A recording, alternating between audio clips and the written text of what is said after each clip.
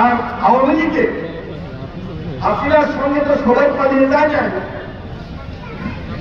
সারা দেশ থেকে এরা অন্তত গোপালগঞ্জে গিয়ে হলো আশ্রয় নিয়ে।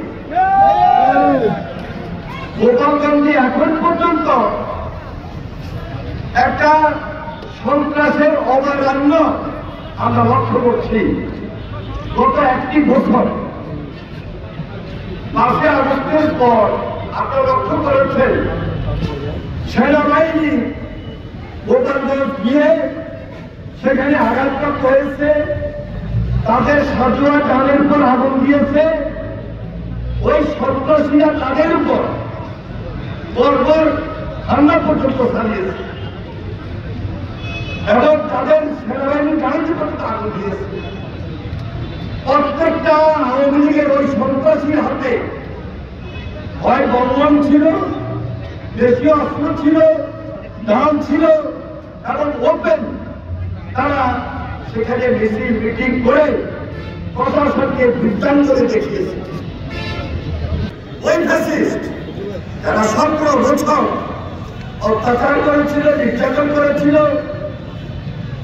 গুম করেছিল, খুন করেছিল, হেলিকপ্টার থেকে পর্যন্ত পরিদর্শন করে শিশুকে হত্যা করেছে, সাধারণ মানুষের হত্যা করেছে, আমার নেতাকে, আমার কর্মীকে হত্যা করেছে। তারাই গোপালগঞ্জে সেই ঢাল নিয়ে, তলোয়ার নিয়ে, দেশীয় অস্ত্র নিয়ে সাধারণ মানুষের উপর ঝাঁপিয়ে পড়েছিল। আমার প্রশ্ন এখানে, এই প্রশাসন, ইউনূস সাহেবের প্রশাসন, আমরা সবাই নিয়মিত সহযোগিতা করছি, আমরা সমর্থন দিচ্ছি আন্দোলনের ফসল হিসাবে, কিন্তু সরকারের পরিকল্পনা কি সম্পূর্ণ ছিল?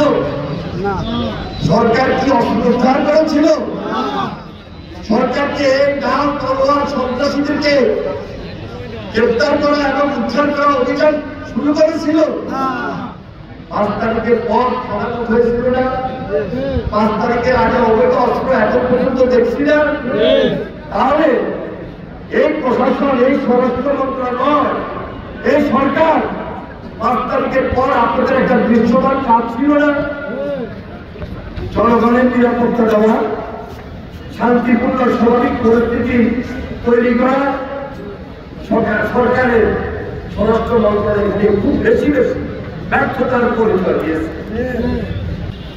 যারা এনসিপি প্রোগ্রাম দিয়েছে সারা বাংলাদেশে, তাদের প্রোগ্রাম ছিল গণসংযোগের প্রোগ্রাম জুলাই আন্দোলন। হঠাৎ করে আমরা দেখলাম গোপালগঞ্জে তারা প্রোগ্রাম দিয়েছে মার্চ টু গোপালগঞ্জ, একদিনে 2 দিনে চেঞ্জ। এটা আমি মনে করি এটা করে দেখা দরকার।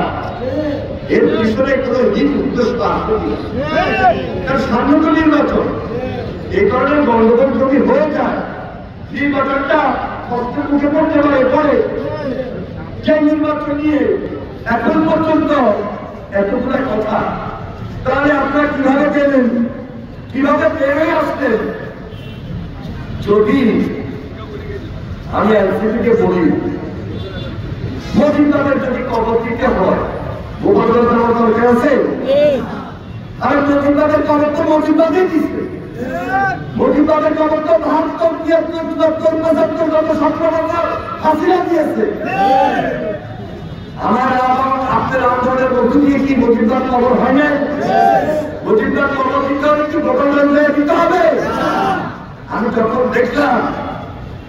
আমি যখন দেখলাম সকালবেলায় ইউনিয়ন গাড়ি, পুলিশের গাড়ি, নিরাপত্তাহীনতা, তাহলে সেখানে আমাকে চিন্তা করা দরকার ছিল আমার পরবর্তী কর্মসূচির দামটা কি ধরনের হবে, উচিত কিনা। বলো, আমি সকল রাজনৈতিক দলের সঙ্গে তাৎক্ষণিক মুহূর্তে আলোচনার দাবি রাখে না, বড় একটা